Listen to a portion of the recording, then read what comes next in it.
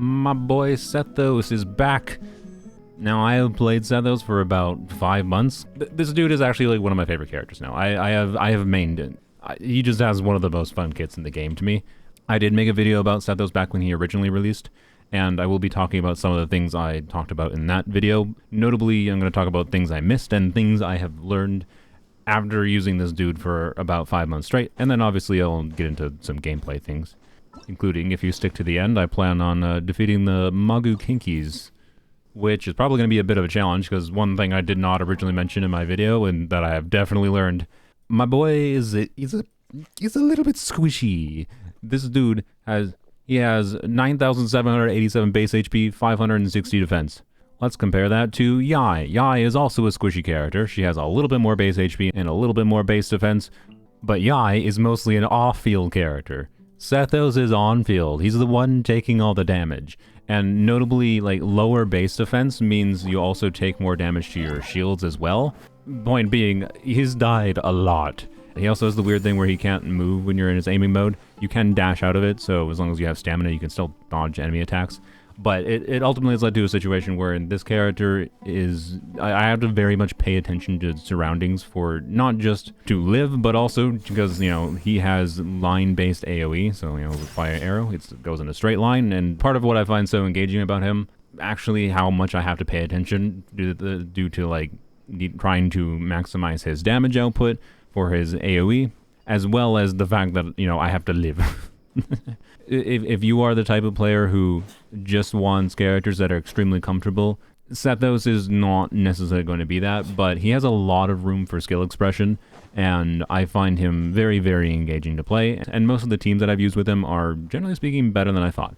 Since he has released, I have used him in every single Abyss cycle with new enemies and whatnot, and I've been able to clear with him.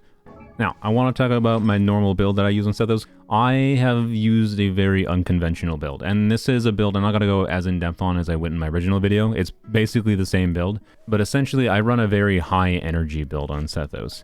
And I do that because Sethos has a weird relationship to energy recharge. So essentially, instead of like energy just being used for his elemental burst like most characters, he can use energy to do his special charge attacks, right?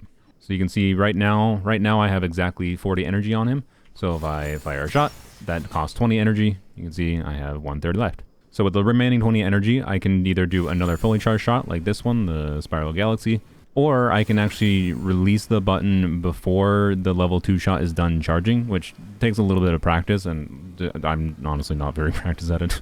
And I can get 2 level 1 charged shots.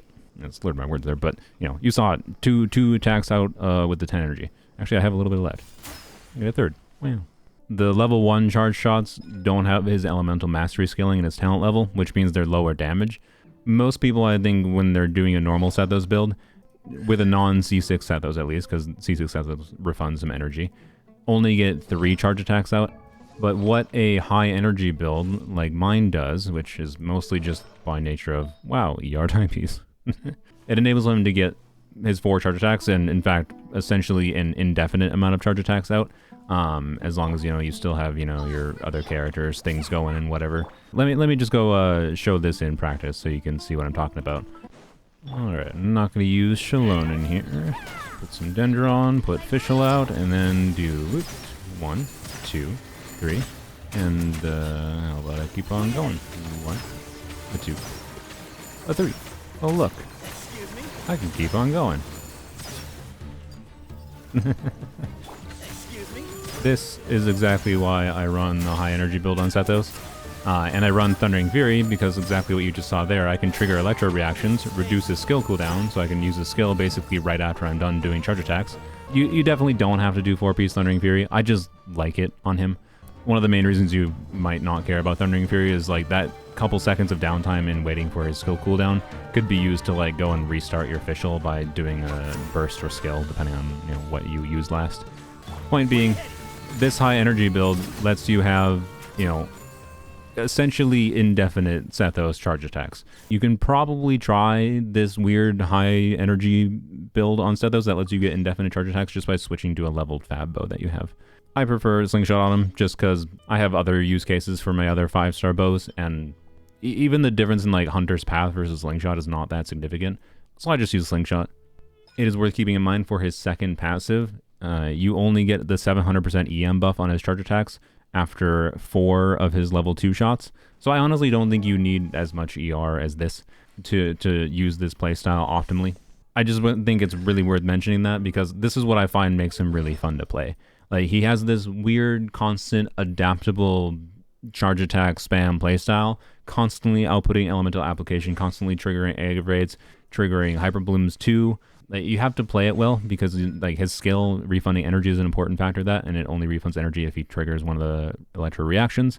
It is really fun, and it's my preferred playstyle for him. It's just kind of spam charge attacks, but it's like spam charge attacks while being aware of what everything is going on. Notably, this high energy playstyle also enables a playstyle where you can burst at the start of a rotation, and then you do charge attacks after you're done bursting. I guess I should show that. This, do this. I'll get my buffs up properly this time. That. And do this. This.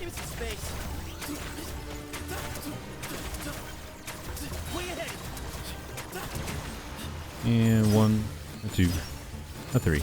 And I can do another skill, and then at this point I probably restart rotation, right? And there's no way you're going to be able to do that without a higher energy build, unless you have something like C2 Shallonen, which I do, by the way, but in that gameplay there, I made sure I didn't get any energy refund from Shallonen. His strongest team, in my opinion, is Shallonen, Farina, and Nahida, which obviously is a bunch of 5 stars. But at the same time, my favorite team to play is actually just like a pretty normal, lower investment aggravate, right? This exact team here. I still have some high investment things on it, but it's my preferred team to play just because I find it more engaging and I like having lower investment teams to play. Sethos has other avenues and non-aggravate teams that he can use as well. I would really only recommend Thundering Fury in an aggravate team. I guess as far as other teams go, it's worth showing a Chevreuse team real quick. I should change his build for this team, but I'm just going to go showcase the exact same build and show you what the damage gets. I do have C6 Chevreuse now, so that is a little bit of additional damage, of course. Oh, by the way, I had to mention, constellation-wise, C1 is very nice for crit rate. That just makes it easier to build him. And C2 is damage bonus. That's pretty good as well. This is fine. It's talent level. And C4 is interesting because it also buffs other teammates a little bit. As I've discussed with this high energy build, I think C6 is relatively pointless since you can do a mini charge attack playstyle without having the energy refunding constellation. It would at bare minimum reduce his energy needs for this kind of build, so it's not like it would be useless. Anyways, let's just I'm going to start with that, and we'll do this, do that. This. I have no idea what damage I'm going to get here. Like I said, build isn't quite correct. Let's see. I didn't see it. 43,000. Not bad, considering I didn't change the build at all, right? Like, plus the overloads he's getting, you can see we're getting about 10k overloads with about 200 EM here. And it's worth mentioning that overload is going to get buffed. I don't know exactly what that damage will increase to, but the value of triggering overloads every time you do a charge attack is potentially fairly meaningful. You can definitely get meaningfully higher damage in a Chevreuse team than I just got there. It's definitely not my preference to play him in Chevreuse teams, though. It's still very good, though, that he can function, in my opinion, in Chevreuse teams. Because, you know, I don't know, maybe there's a cryo shield in Abyss or whatever that you need to deal with, so having Pyro is good. And then Sethos is just playing Sethos because he's a fun non-fielder that you enjoy, right? I also want to discuss electrocharge teams with Sethos. Let's see what we get with VV going. And see, we get 27,000, right? Yeah, so not bad.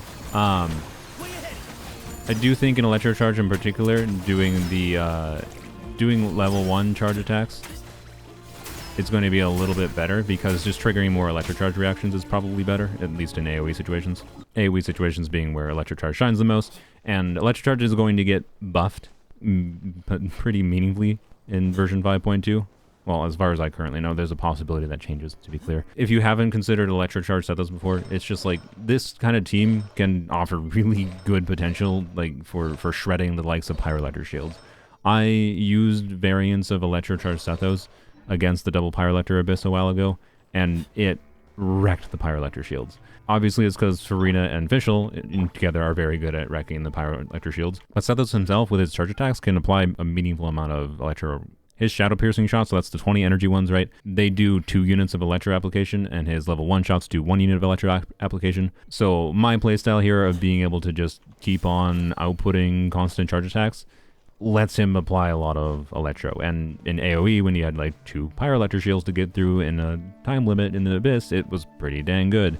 That's all to say that, like, you know, Sethos has surprisingly decent team variety. And my preference definitely still is aggravate teams, you know, because Dendro, Electro, EM scaling boy is good. So after using Sethos for about 5 months, that's basically my thoughts on maining him. We're going to go to the Abyss with this team. I'm going to leave Sethos on his ER timepiece build, even though with C2 Shallonen I could get away with not doing an ER timepiece and still having a lot of charge attacks. Kazuha can very well be stronger than Shallonen here because Kazuha's really good for aggravate for his damage contribution, especially with his burst. If you have Kazuha, you didn't get Shallonen. Kazuha works very well here. I'm just going to take this team to the Abyss, and if you want to see a much stronger, high damage potential, you can skip forward to when I'm fighting the triple kenkis in the event. Oh yes, my official build, Golden Droop, Skyward Harp, and yep, it's a very good official build. Kirara, I do have Key of Cautious Suit, so that's giving me a little bit of EM buffing, and then I also have Instructors on her. And then Shallonen, normal Shallonen build, have her signature weapon. I'm going to do the first half because I think it's more fun, but this Scorpion is Electro resistant. Hey, that's a good blessing.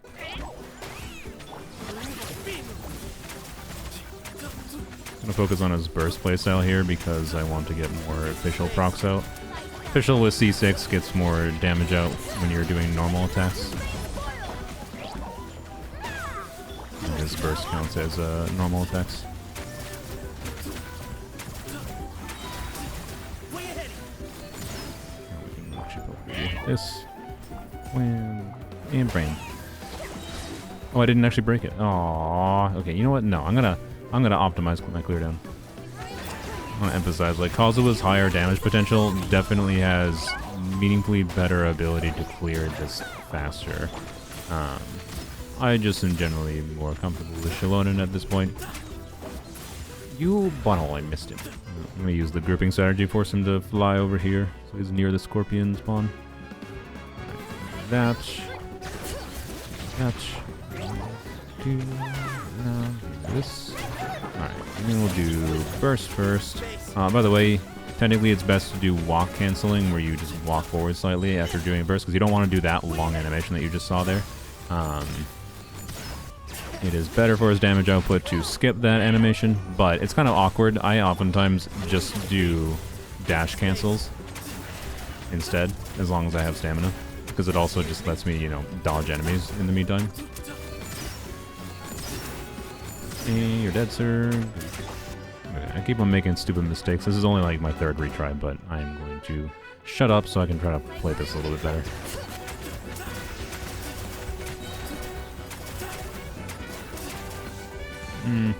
I'm not satisfied with the 1.5 clear.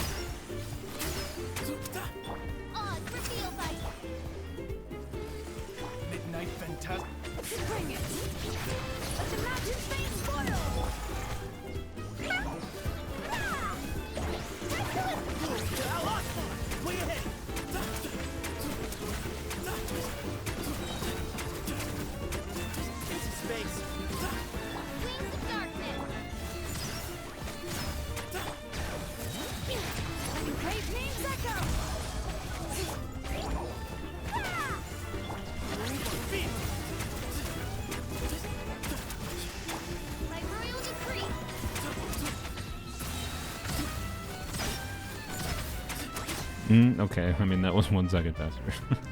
I guess that's good enough. I think this team does a sufficiently good job of showing, you know, a lower investment potential Sethos performing quite well, right?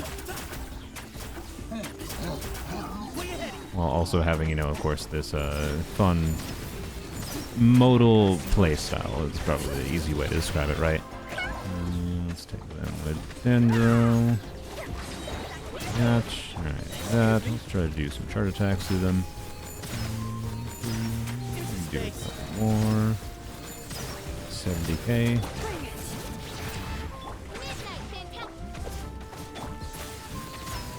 think I had Dendro going, that was stupid. Oh well. One of the nice things about Sethos is how flexible he is to being swapped out in case you goof up something. And I don't suspect this chamber will be a problem at all. Let's do this, some Dendro. Yeah, let's make sure we get an AoE application, because that's more, or AoE damage out, because that's more fun. You can see our damage falls off quite a bit there after we run out of the passive buff going on, but it's still plenty good enough. And the first playstyle, why not, for good measure. Oh, no, wasted a little bit of damage there. Well,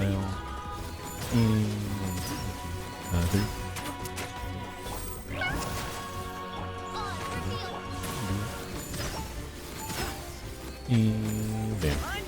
So yeah, as you can see, I cleared without a problem with Sethos. The first chamber was a little bit challenging, and you know, if I had a weaker team on the second side, it would probably take meaningful more optimization. I don't know, I think it's a good enough illustration to show how he can be more than usable in many different situations. Let's see if I can beat this combat event with Sethos here. I definitely do have constellations on all of the significant characters here. So I think I'll... Oh. I was gonna say I think I'll be fine. I'm gonna have to play a little bit well. Oh my god, the freaking cryo is making him attack so slow. Alright, let's just do that instead.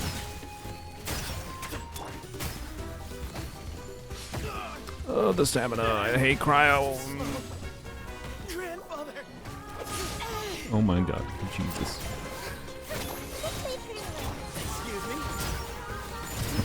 Yeah, that is so satisfying.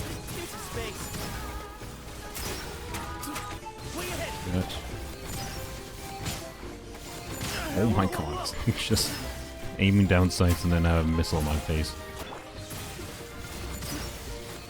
Oh, I just barely didn't clear.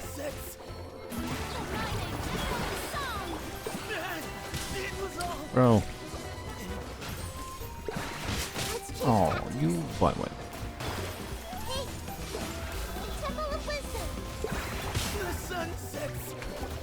Oh boy, Sethos is squishy. Damage potential is very much not the problem here. It is just squishiness, honestly. No.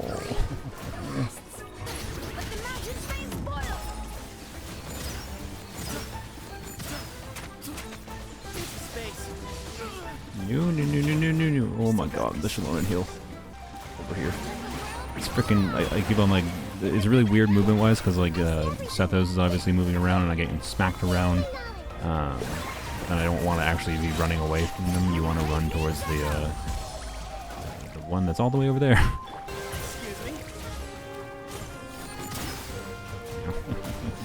They're so annoying. Oh.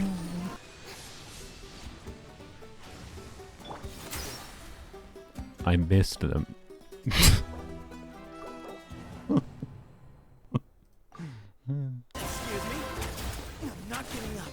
Oh my god, the freaking crowd. Oh my god, really? I swear, I play worse when I am recording. Oh.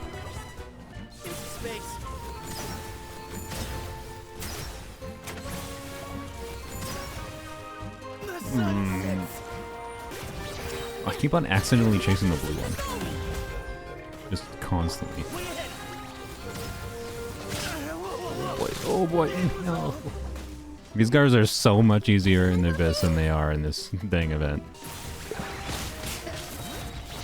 Oh my, the Shalom died, the defense scaler.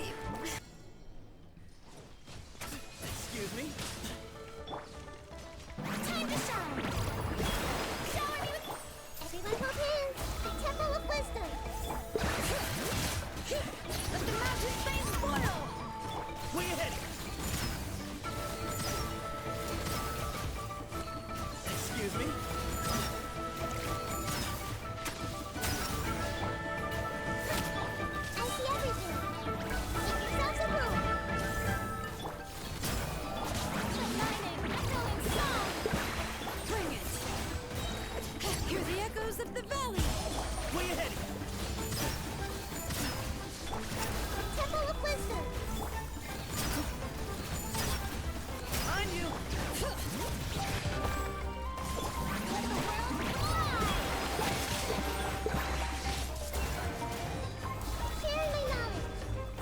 Excuse me.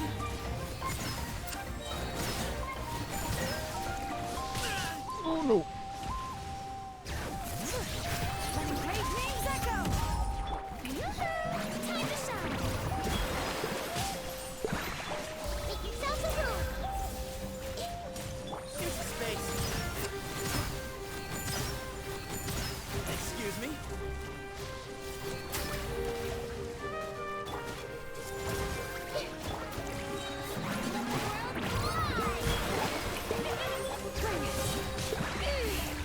Hear the echoes of the valley.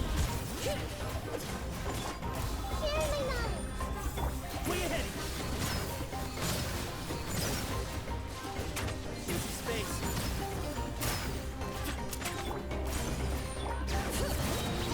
Letting great names echo.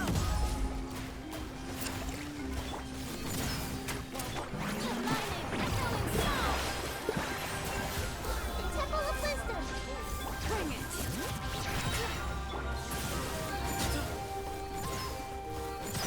Stop blocking my shot. Way ahead.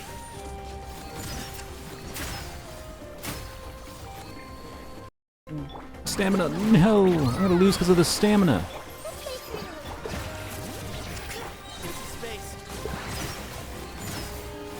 No way.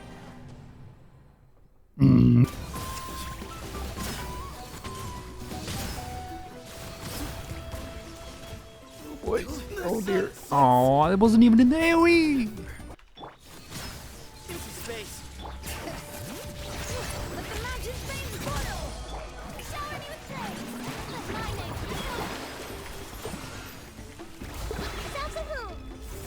Excuse me.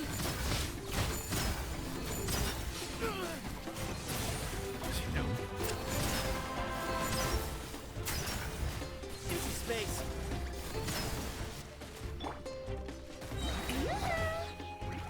Time to shine. Letting great names echo. Sharing my knowledge.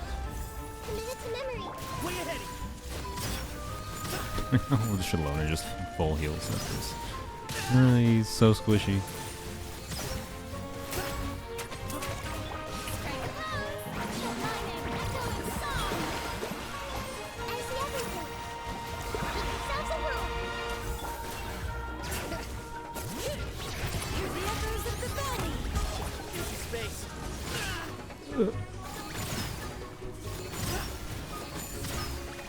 Excuse me. Here. Stop. Stop.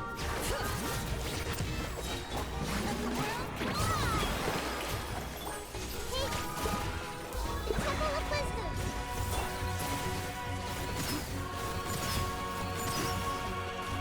Way ahead.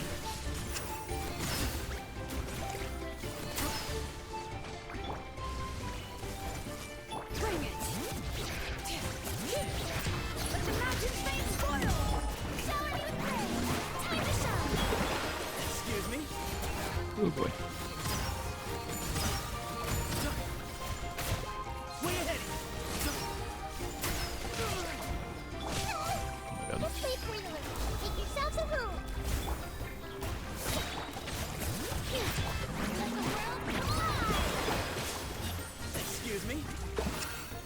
I did it. I think that time to spare means it's definitely doable without constellations, but it's definitely much, much harder, I think. That took at least, I think, 10 retries. So this event was very challenging with Sethos, but that was also still very fun. So yeah, the triple kenkis were obviously a little bit of a struggle to fight, but they were very fun. And I don't know, I think the triple kenkis did an extremely good job at showing what I find engaging about Sethos and like how, you know, he can be adaptable and he's very like weird, quick swappy and flexible to do different things. After playing this dude for 5 months, I think I'm going to continue playing him. He is actually one of the highlights of characters they released in the last year or so for me. Feel free to subscribe if you want to see more stuff like this. On occasion, I have some decent ideas on fun new ways to use characters. And do let me know if you try out a energy focus build on Sethos. There's a small percentage of people like me. But yeah, the heights that Sethos can hit are pretty high. I think I showed like opposite ends of the spectrum in this video. Hope you enjoyed.